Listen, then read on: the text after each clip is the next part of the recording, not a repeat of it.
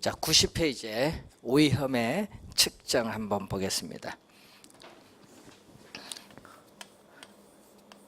자, 위험의 측정은 우리가 또 시험에 지문에 또 많이 출제를 하거든요. 그래서 기본 개념을 잘 이해를 해 두셔야 되는데, 자, 위험의 측정은 우선은 우리 중학교 1학년 때 여러분이 배우시는 이 표준 편차라는 용어가 있어요. 이 표준 편차, 우리 통계의 표준 편차 또는 이 표준 편차를 제곱한 분산. 자, 표준 편차 또는 표준 편차를 제곱한 뭐를 갖고 주고 분산을 가지고 측정해요. 위험을 측정할 때는 표준 편차 또는 표준 편차를 제곱한 분산인데, 이거 계산은 우선 못해도 돼요. 우선 개념부터 보면은 표준 편차는 평균으로부터 얼마나 떨어져 있는가, 이걸 측정하는 지표인데, 자, 우리가 이런 그림이 있거든요. 자, 이런 그림이 있는데, 이게 우리가 고등학교 2학년 때 배우는 통계의 정규 분포 곡선이라고 해요. 그럼 이 정규 분포 곡선에 이걸 중심으로 좌우 대칭이거든요. 이때 이 가운데가 이 평균을 중심으로 좌우 대칭입니다. 그러면 이 평균으로부터 얼마나 떨어져 있는가 보는데, 평균에 밀집하면 어떻게 돼? 이렇게 평균에 이렇게 밀집을 하게 되면 어떻게 돼요? 평균에 이렇게 밀집해 있잖아요. 그러면 평균으로부터 떨어지는 정도가 작으니까 표준 편차는 작아요. 이 표준 편차가 작을 때 위험은 낮습니다. 그러니까 평균으로 밀집하면 그만큼 위험이 줄어든다는 겁니다. 그런데 이렇게 평균으로부터 이제 이렇게 멀리 떨어져요. 이렇게 파란색 이렇게 멀리 떨어지게 되면은 표준 편차가 크거든요. 평균으로부터 떨어지는 정도가 큽니다. 그러면 표준 편차가 클 때 위험도 높다. 그래서 여러분이 이 지문이 또 시험 지문에 또 많이 나오거든요. 표준 편차가 작을수록 위험은 낮고 표준 편차가 클수록 위험은 높다. 이거 반드시 기억하고 다니셔야 됩니다. 계산은 못해도. 자, 표준 편차라는 용어를 전 배우셨고, 자, 그리고 여러분이 90페이지 밑에 보시면은 수익률이 나오죠. 자, 이 수익률은 부동산을 취득을 하는데 투하된 자본 또는 총 투자한 금액이겠지. 자, 부동산을 취득을 하는데 투하된 자본이 5억이다. 그럼 5억이 총 투자한 금액, 부동산 가격이에요. 이 총 투자한 금액이 부동산 가격에 대한 뭐의 비율? 순수익과의 비율이 수익률이죠. 자, 그러면 이 수익률에 보시면은 우리가 종류가 나오죠. 자, 수익률의 종류를 보면은 크게 세 가지가 있어요. 우선 기대 수익률이 있거든요. 기대 수익률을 우리는 예상 수익률 또는 사전 수익률이라고 해요. 그러니까 사전이라는 것은 실제 투자를 하기 전이다. 실제 투자를 하기 전이니까 사전이란 말을 쓰거든요. 그러니까 여러분, 투자를 하기 전에 투자를 한다고 예상하는 겁니다. 실제 투자를 하기 전에 투자를 한다고 예상을 할 경우에 투자로부터 미래에 예상되는 현금 수입, 미래에 예상되는 현금 지출, 이걸 고려하여 계산한 수익률을 우리는 기대 수익률이다. 자, 여러분, 우리가 실제 투자를 하기 전에 투자를 한다고 예상을 해요. 얼마? 우리는 10억 원을 총 투자한 금액이다. 부동산에 투자한다고 10억 원 예상을 하는 경우에 투자로부터 예상되는 현금 수입은 1억 원이고 현금 지출은 3천만 원이다. 그러면 1억 원에서 3천만 원 뺀 게 바로 뭐죠? 순수익이 되겠죠. 그럼 순수익에 100을 곱해주니까 몇 프로? 우리 7%가 기대 수익률이죠. 뭐 이런 식으로. 미래에 예상되는 현금 수입, 미래에 예상되는 현금 지출을 고려하여 계산한 수익률을 기대 수익률이다. 자, 그런데 또 실현 수익률이라는 게 있어요. 실현 수익률은 실제 수익률, 실제인데 또 실제 투자가 이루어지고 난 이후거든요. 그래서 사후 수익률이라고 해요.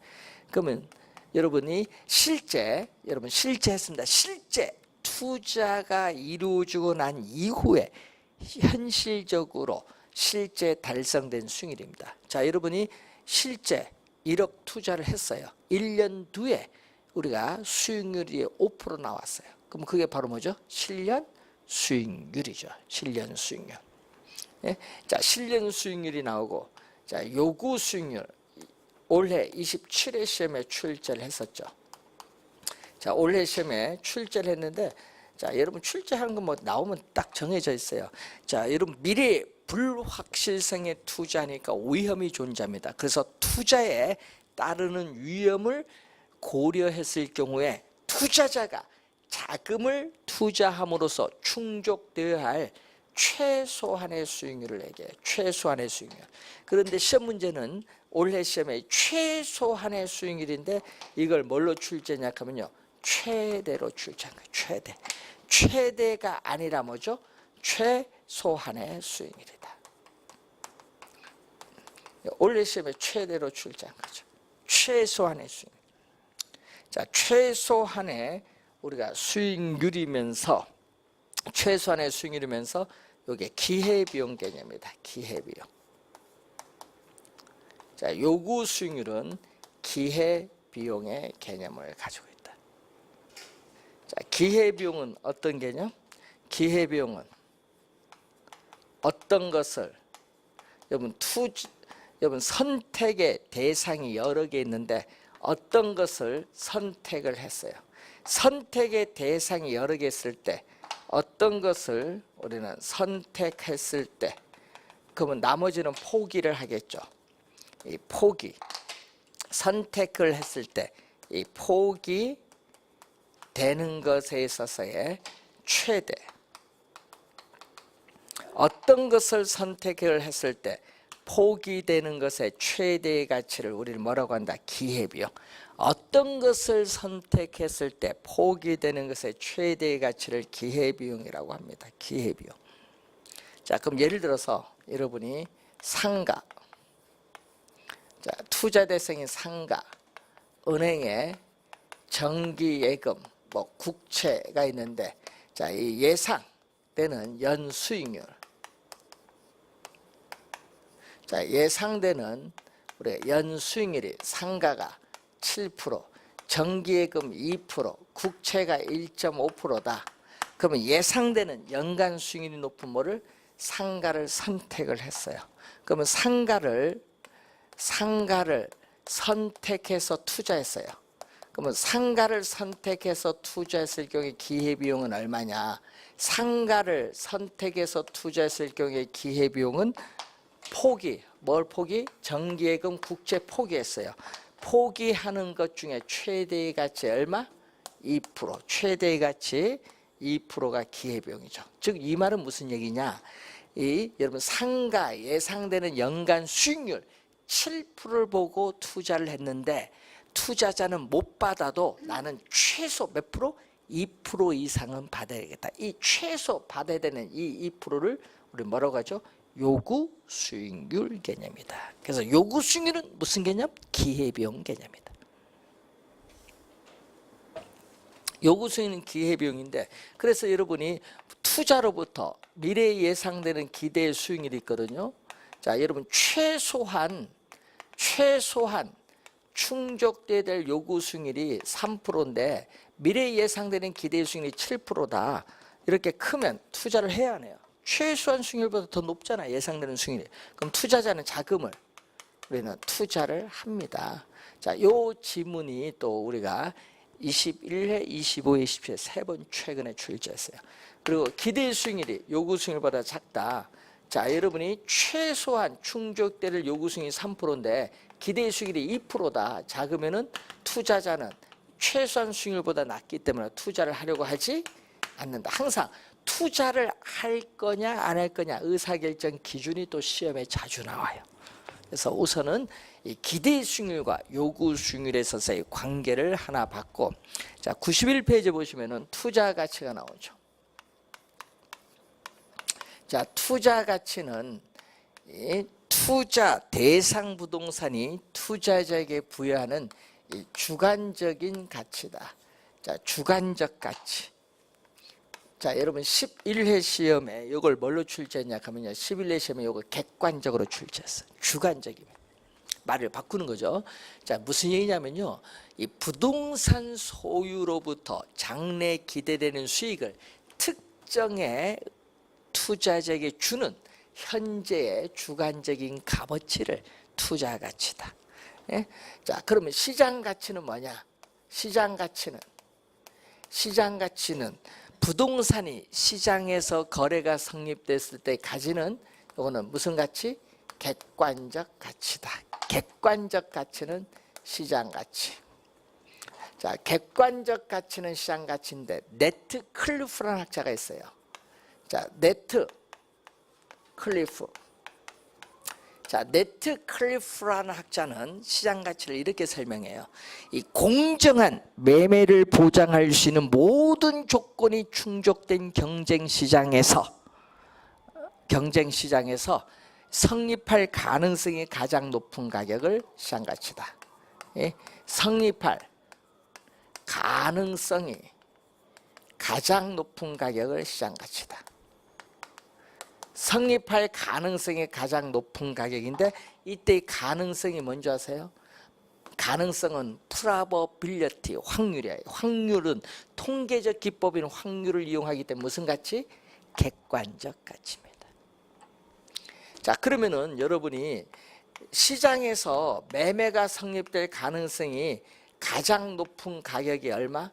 3억인데, 매매가 성립할 가능성이 가장 높은 가격인데 투자자가 보기에는 5억의 가치가 있다. 5억의 가치가 있으면 3억 주고 사면 2억 버네요. 그럼 투자를 해야지. 이때는 투자가 이루어지는 겁니다. 그런데 시장 가치는 3억인데 매매가 성립할 가능성이 가장 높은 가격은 3억인데 내가 보기에는 2억의 가치밖에 안 된다. 그럼 3억 사면 1억 손해보는데, 이때는 투자를, 2억이면 투자를 하지 않아요. 투자가 이루어지지 않는다. 그래서 또 투자를 할 것이냐 안 할 것이냐, 또 의사결정 기준. 자, 기대 수익률, 요구 수익률 관계, 투자 가치, 시장 가치 관계에 있어서 의사결정 기준 잘 확인해 두시면 되겠습니다. 자, 여러분 교재 92페이지 보시면은 위험과 수익에 있어서의 관계가 이제 나오죠. 자, 위험 수익의 관계를 보면은, 자, 이런 얘기입니다. 위험 수익의 관계에 있어서 우리가 투자자의 위험에 대한 태도를 보면요, 우리는 대부분의 투자자는 어떤 태도? 위험 회피형. 여러분, 대부분의 투자자는 위험을 피하고자 해요. 위험 회피형 투자자라고 해요. 자, 이 위험 회피형 투자자가 우리는 뭐라고 한다? 합리적 우리가 투자자다. 자, 위험 회피형 투자자가 합리적 투자자라고 하는 거예요. 합리적 투자자.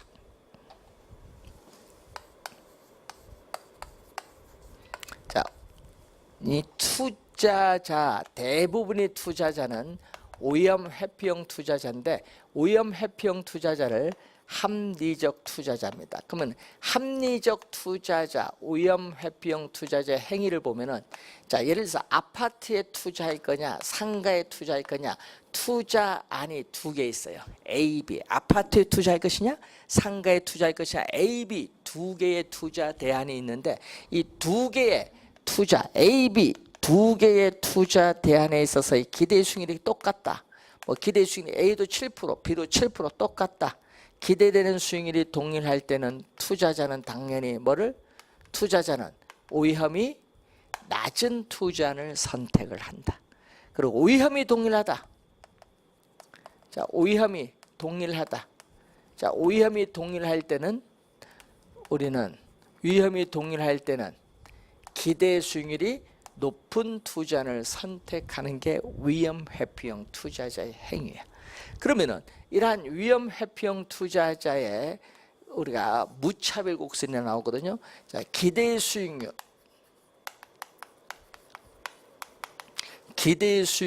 이 위험 평면에서 위험이 제로다. 위험이 제로일 때 얻을 수 있는 수익률이 예를 들어서 1.5 1.5%다. 이 1.5%가 바로 뭔지 아세요? 1.5%가 무위험. 자, 여러분 위험이 없어요. 없을 무거는요. 위험이 없습니다. 무위험 자산의 수익률이라고 해. 1.5%를 이것을 우리는 줄여서 뭐라고 한다? 무위험률.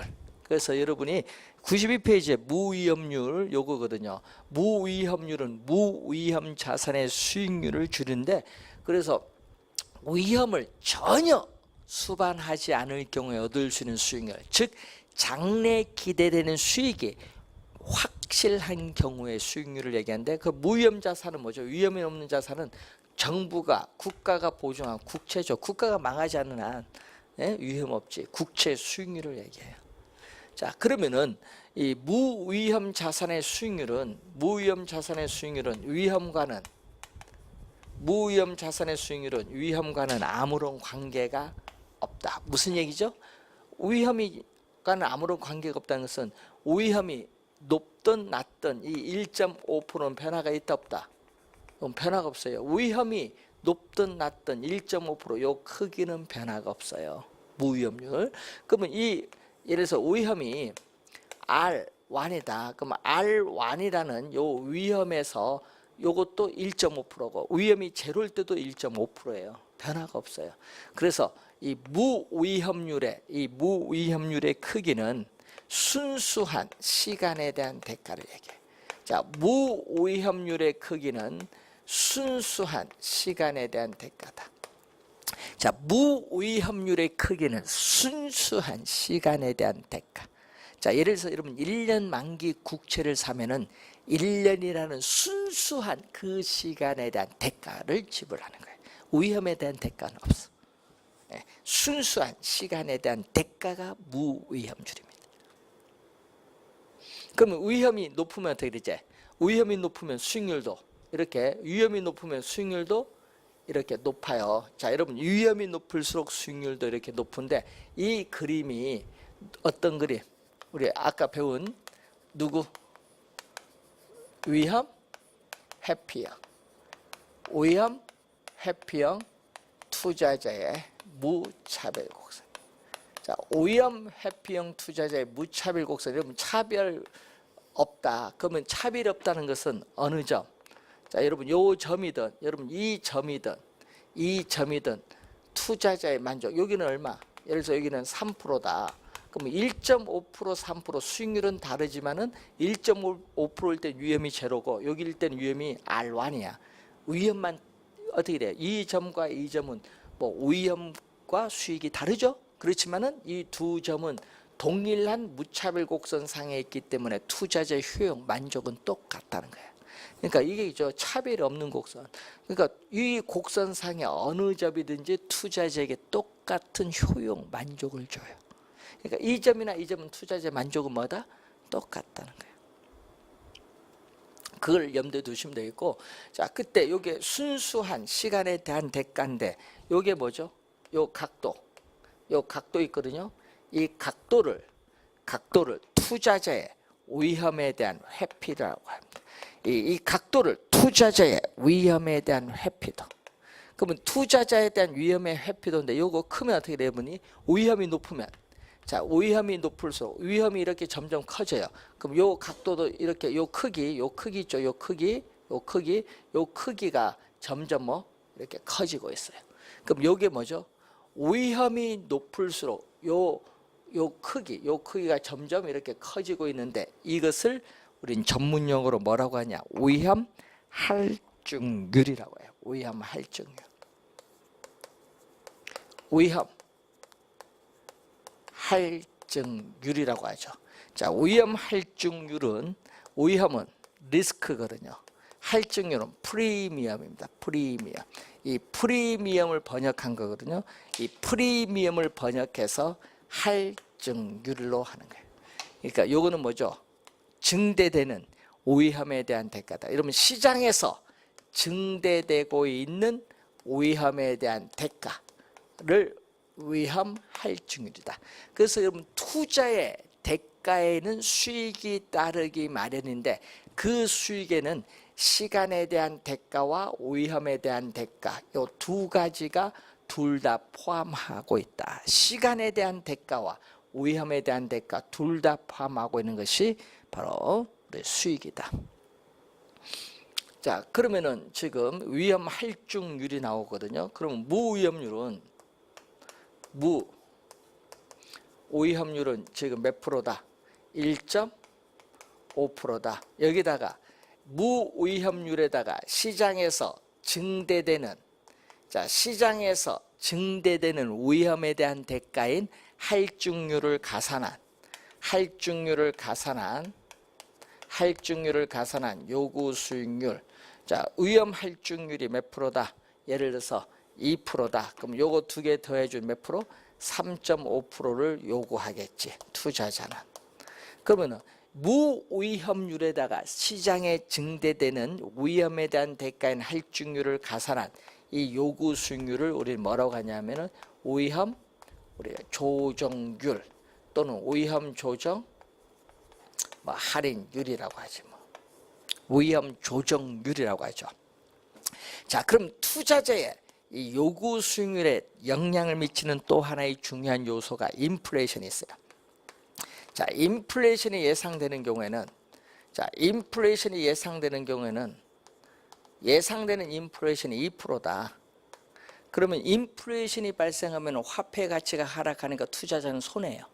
그렇기 때문에 인플레이션이 예상되는 경우에는 이 예상된 인플레이션율만큼 3.5% 이걸 더해줘서 몇 프로? 투자자는 5.5%를 요구하는 거예요.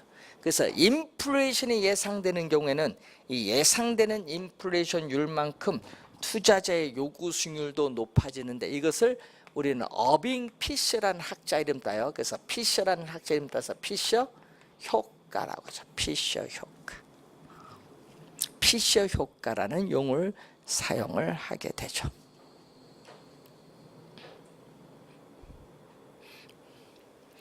자, 그럼 이 그림 볼까요? 이 그림 한번 보면 이 얘기죠. 위험이 높으면 어떻게 돼요? 여러분, 위험이 높을수록 수익률도 위험이 제로일 때 1.5%고 위험이 높을수록 수익률도 1.5% 점점 높아지죠. 그래서 일반적이라고 해요. 항상이란 말을 잘 안 쓰거든요. 우리는 통상 일반적으로 위험과 수익은 어떤 관계? 비례 관계에 있다. 비례. 자, 시험에 이걸 반비례로 또 많이 나오죠. 시험에는요 또 반비례로 출제를 많이 합니다. 반비례가 아니라 비례 관계다. 자, 이 말은 무슨 말이에요? 비례 관계라는 것은 이런 의미를 가지고 있어요.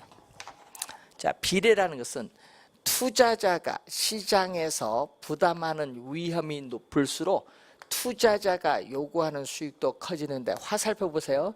우리 경제 이론에서 화살표가 같은 방향으로 변동하면 무슨 관계?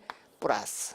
비례가 플러스예요. 그런데 여러분 시험에 작년에 플러스를 마이너스로 출제한 거예요. 마이너스는 반대 방향으로 변동하는 거고 이렇게 같은 방향으로 변동한 플러스입니다. 그래서 여러분이 우리 광고할 때 있죠. 예? 우리 회사는 다른 회사에 비해서 뭐다?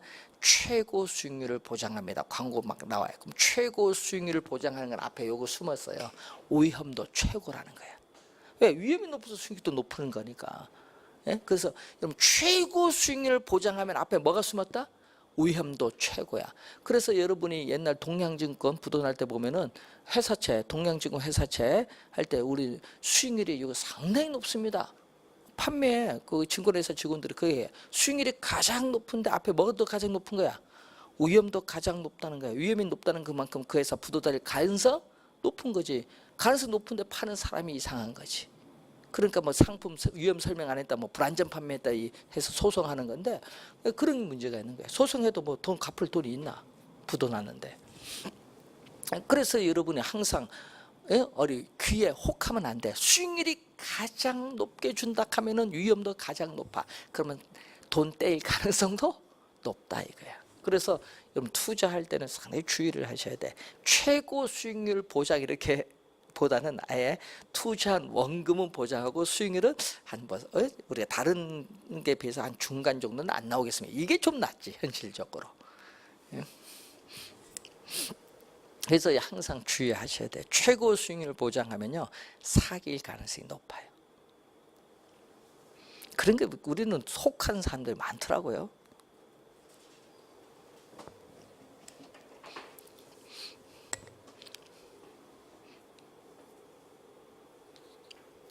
자, 우선 이걸 뭐라고 하죠? 일반적으로 위험과 수익은 비례 관계에 있다. 이걸 전문용어로 우리는 위험 수익의 상쇄 관계라고 해요. 상쇄. 위험 수익의 상쇄 관계. 여러분 상쇄는요 트레이드 오프거든요. 그럼 여러분 우리 야구 경기 보면요 우리 오프 시즌에 트레이드 하거든요. 선수들 간에 트레이드에서 우리는 어떻게 상쇄, 전력 상쇄, 서로 상쇄시키는 서로 주고받으면서. 그래서 트레이드 오프 어떻게 위험이 높고 수익이 높은 그 두 개가 뭐가 돼? 상쇄가 된다. 상쇄 없어진다. 위험도 높고 수익도 높아지니까 두 개가 없어진다. 상쇄가 된다.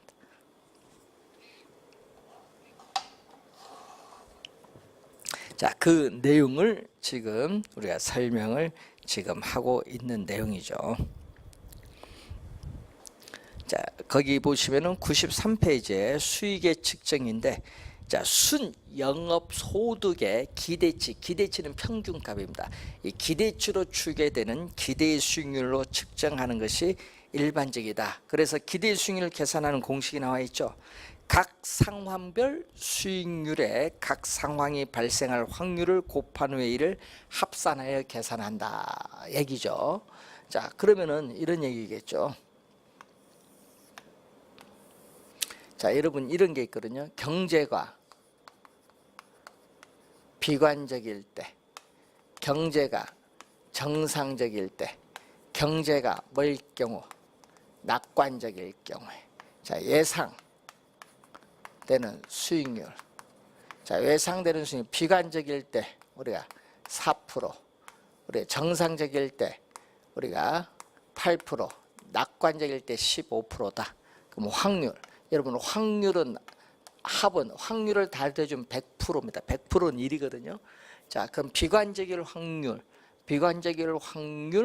우리가 예를 들어서 20%다. 비관적 확률 20%는 얼마? 0.2. 0.2. 20%. 100을 곱해주면 20%예요. 그리고 정상적일 확률 우리가 50%다. 50%. 0.5다. 그 낙관적일 확률 30%. 0.3이다. 그럼 합은 1. 100%죠. 이때 이 확률이 가중치거든요. 가중치야. 그러면 기대 수익률은 어떻게 구하느냐? 기대 수익률은 각 경제 상황에 따른 예상 수익률 몇 프로? 우리는 비관적일 때 4%, 정상적일 때는 몇 프로? 8%, 낙관적일 때 몇 프로? 15%. 이렇게 각 경제 상황에 따르는 예상 수익률을 뭐죠? 가중치는 확률을 곱해요. 비관적일 때 몇 프로? 20%, 정상적일 때 50%, 낙관적일 때 30% 이렇게 곱해요. 곱해서 뭐? 합산을 하여 뭐를 구한다? 기대의 수익률을 구하는 거예요. 아까 그 말에. 그럼 여기 얼마죠? 0. 몇 프로? 8%. 여기는 몇 프로? 4%. 여기는 몇 프로? 4.5%. 그러면 8.5%, 9.3% 이렇게 나오겠죠. 이런 식으로. 이런 게 시험에 이렇게 간단히 내요. 그래도 계산이 안 돼. 기대 수익률 계산 이런 걸 가끔 내는데 우리 출제를 하거든요, 실제. 근데 이것 계산이 여러분이 잘 안 되더라고요. 그래서 기대 수익률을 우리는 어떻게 계산하느냐, 이것을 우선 또 확인을 해보는 내용입니다. 그래서 예를 들은 거죠. 그래서 수익을 측정할 때는 뭐 갖고 측정한다? 수익을 측정할 때는 기대 수익률로 측정하는 거예요. 수익을 측정할 때 기대 수익률. 자, 우리가 포트폴리오가 나오죠. 자, 93페이지 밑에 포트폴리오. 자, 여러분이 이 포트폴리오라는 용어가 나온 지가 꽤 됐는데 1952년에 처음 나왔어요. 이 1952년에 미국의 이 마코이츠라는 학자거든요. 이 마코이츠 1952년에 미국의 마코위츠라는 학자가 포트폴리오 선택, 이 포트폴리오 선택이라는 논문을 우리가 발표하면서 처음으로 포트폴리오라는 용어가 나온 거예요. 그래서 포트폴리오는요, 자 여러분 한 자산에 집중적으로 자금 투자하면은 우리 올인하면요 위험이 너무 높아. 뭐 하는 돈데 위험이 너무 높아요. 그래서 투자 자금을 한 자산에 집중 투자하기보다는 여러 자산에 나눠 투자해요. 그럼 여러 자산에 나눠 투자하는 거 뭐죠? 분산 투자다. 여러분도 분산 투자를 잘 해야 돼요. 분산 투자함으로써 뭐를 줄이고자? 위험. 분산 투자에 따른 위험을 줄이는 것을 목적으로 하는 게 뭐죠? 포트폴리오예요. 그래서 포트폴리오는 한 자산에 투자하는 것이 아니라 투자 자금을 여러 자산에 나누어 집중 투자함으로써 위험을 줄이는 것을 목적으로 하는 게 포트폴리오다. 자, 그럼 포트폴리오 개념인데, 그럼 시험 문제는요, 당연히 우리 정답 지문으로 많이 묻기도 하는데 매년 출제되는 지문이 있어요. 이게 여러분이 거기에 94페이지 중간에 나오는 체계적 위험과 비체계적 위험, 이 개념이 시험에 우린 단골로 출제가 되는 용어예요. 자, 그림은 95페이지에 보면 그림이 하나 이렇게 나와 있어요. 자, 그림을 보면은 포트폴리오. 자, 포트폴리오를 구성하는 자산의 수예요. 자, 포트폴리오를 구성하는 자산의 수고. 여기는 포트폴리오 위험이에요. 자, 이때 이런 형태로 가겠죠. 자, 포트폴리오를 구성하는 자산의 수가 이렇게 적으면요, 포트폴리오에 따른 위험은 이렇게 상당히 높아요. 자, 이 위험을 우리는 뭐라고 하냐? 포트폴리오에 따르는 총 위험이에요. 그럼 포트폴리오에 따르는 총 위험은 체계적 위험과 비체계적 위험의 합으로 구성되어 있다. 이 체계적 위험과 비체계적 위험의 합으로 구성되는 게 총위험이 돼요. 총위험. 자, 그러면은 우리가 이 두 가지로 위험이 나누거든요. 이 위험과 이 위험 두 개로 나는데 요거는 변화가 없죠. 자, 여러분 요거는 지금 요거는 똑같아. 예? 똑같아. 그럼 이 파란 위험이 뭐냐? 여러분 이 파란 위험이 비체계적 위험입니다. 자, 파란 위험이 비체계적 위험. 자, 올해 시험에 이렇게 나왔거든요. 개별 부동산의 특성에 따라 야기되는 위험, 이게 나왔어. 그럼 개별 부동산에 따라 야기되는 위험이 비체계적 위험인데, 그래서 이 비체계적 위험은 그래서 개별 위험이라고 해요. 개별 위험. 그래서 비체계적 위험은 투자 대상을 다양화하여 분산 투자를 함으로써 비체계적 위험은 제거할 수 있습니다. 제거할 수 있기 때문에 뭐라고 하냐면 피할 수 있는 위험이라고 해요. 피할 수 있는 위험. 하나라도 정확히 알아야 되는데, 그래서 여러분 비가 어제 많이 왔어요. 비가 와서 우산을 쓰면 비를 피할 수 있어요. 하여튼 하나라도 정확히 암기해놔야 돼. 여러분 시험에 많이 나오거든요. 비체계적 위험. 그러면 시험에는요, 체계적 위험, 비체계적 위험 개념 묻는 게 계속 지문에 나오거든요. 비체계적 위험, 피할 수 있는 위험. 그럼 요 밑에 있는 요 위험은 뭐야? 요 위험은 빨간색 요 부분은 무슨 위험? 체계적 위험이 되겠지. 그럼 빨간색은 체계적 위험이에요. 그럼 체계적 위험은 어떤 의미? 빨간색 요 부분은 자, 시장의 힘에 의해서 야기되는 위험이에요. 체계적 위험은. 그럼 시장의 힘에 의해서 야기되는 위험은 어떻게 돼요? 시장 위험인데, 인플레이션이 발생하거나 금리가 인상되거나 부동산 경기가 침체하면은 부동산에 존재하는 모든 부동산에 다 영향을 미치기 때문에 피할 수 없다. 그래서 체계적 위험은 피할 수 없는 위험이에요. 자, 체계적 위험은 피할 수 없는 위험. 그럼 비체계적 위험은 피할 수 있는 위험. 그래서 구별을 잘 해야 되는데 하나만 요거 암기하면 되죠. 하나 요거 암기하면 체계적은 반대다. 여기 개별 위험이면 요건 시장 위험이에요. 자, 그럼 그림 한번 보세요.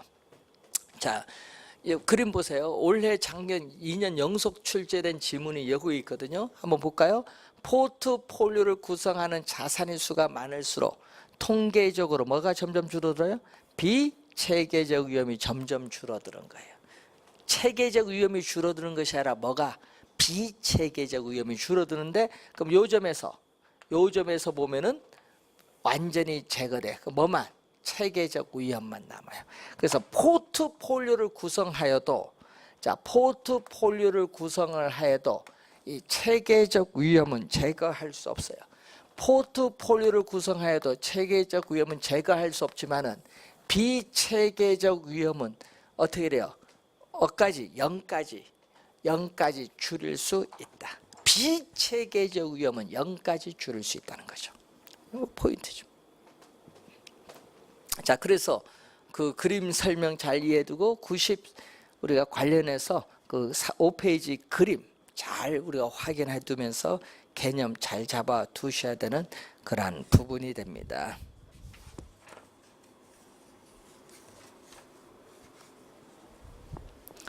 자, 다음은 거기 보니까 뭐가 나오죠? 상관, 계수란 용어가 나오죠. 자, 상관 계수는 이 포트폴리오를 구성하는 두 자산, 예를 들어서 뭐 아파트, 빌라 뭐 이런 식으로 포트폴리오를 구성하는 두 자산 간의 뭐를 보는 거예요? 두 자산 간의 수익률의 움직임, 변동. 자, 수익률의 움직임, 변동을 측정합니다. 자, 포트폴리오를 구성하는 두 자산 간의 수익률의 움직임, 변동을 우리가 측정을 한다. 그래서 시험 지문에 보면요, 수익률의 움직임, 변동이라는 용어가 나오는 거죠. 수익률의 움직임, 변동을 측정하는 지표가 상관계수인데, 그래서 상관계수는 우리가 계산을 우리가 통계적으로 해보면요, 마이너스 1과 플러스 1 사이에 나타나요. 마이너스 1과 플러스 1 사이에 나타나는데, 이때 마이너스 1일 때를 우린 전문용어로 앞에 완전자를 붙여요. 완전한 음의 상관계, 마이너스니까 완전한 음의 상관관계라고 해요. 완전한 음의 상관관계. 그럼 플러스 1일 때는 또 여기는 또 뭐라 붙여요? 또 완전자를 또 붙여서 완전한, 또 여기는 양의 상관관계다. 자, 완전한, 여기는 양의 상관관계. 자, 그러면은 이때 이 완전한 음의 상관관계일 때는 뭐죠? 완전한 음의 상관관계, 상관계수의 값이 마이너스일 때는 포트폴리오를 구성하는 자산의 구성비를 조정하면은 피할 수 있는 위험인 비체계적 위험을 0까지 줄일 수 있다. 피할 수 있는 위험인 비체계적 위험을 0까지 줄일 수 있다. 근데 플러스 1일 때는 포트폴리오를 구성을 하여도 우리가 피할 수 있는 위험인 비체계적 위험 자체는 제거가 불가능하다.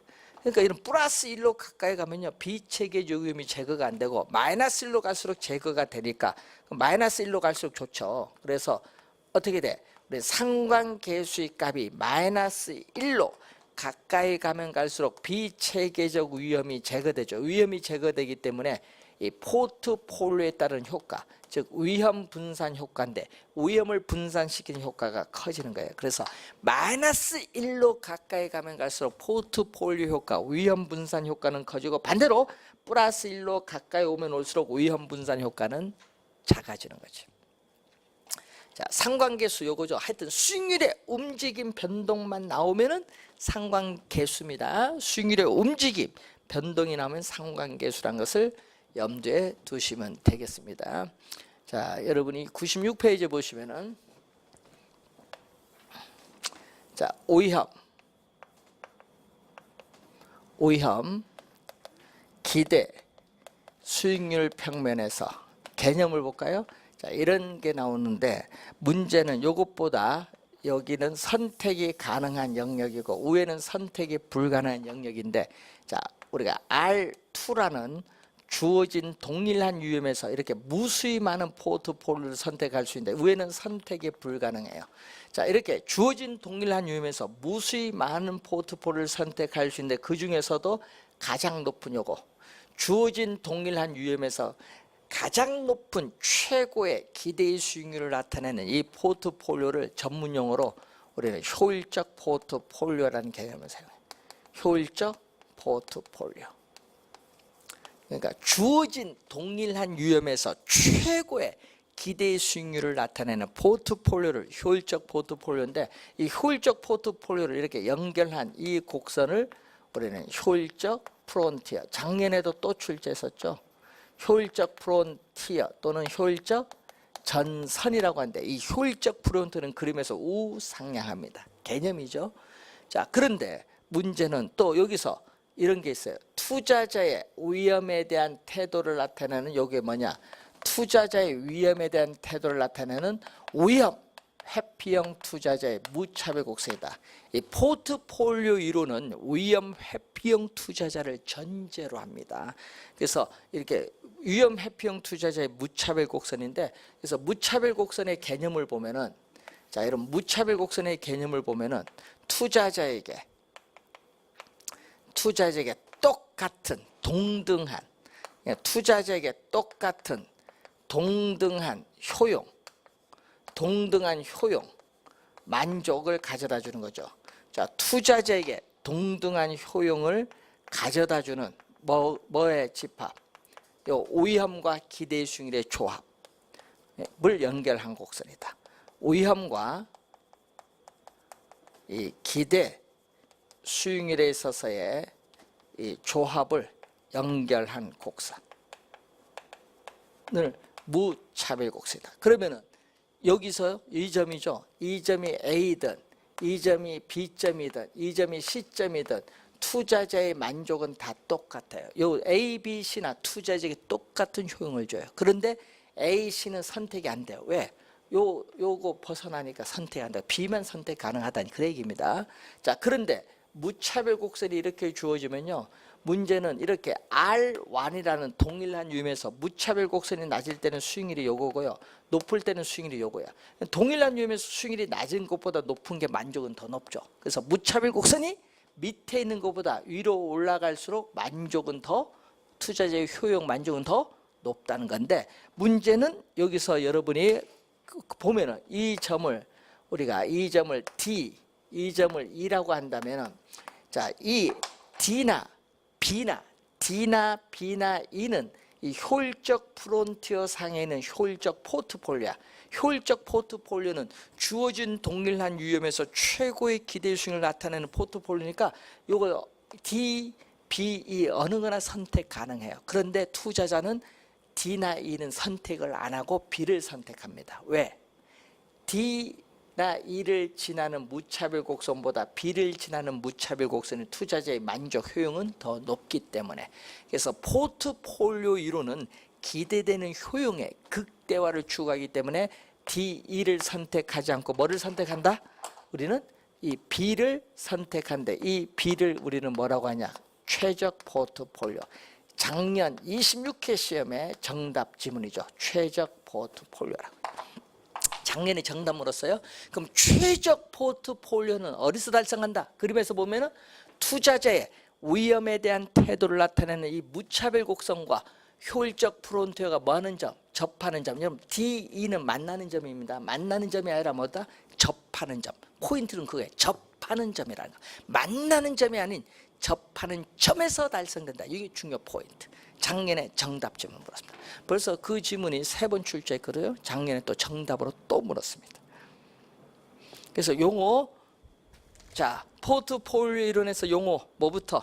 우선 포트폴리오 개념, 체계적 위험, 비체계적 위험 개념 기억해 두시고, 상관계수의 개념, 상관계수는 -1과 1 사이에 있다. 상관계수의 개념 잘 알아두시고, 그리고 효율적 포트폴리오, 또 효율적 프론티어 개념, 그리고 무차별 곡선에 통해서 우리는 최적 포트폴리오가 어디서 달성되느냐, 그것을 이해해 두시면 우리가 되겠습니다. 자, 그렇게 해서 여러분 96페이지까지 설명했고요. 우리가 잠시 쉬고 우리가 97페이지에 화폐 시간 같이 들어가도록 하겠습니다. 자, 잠시 쉬고 시작하겠습니다.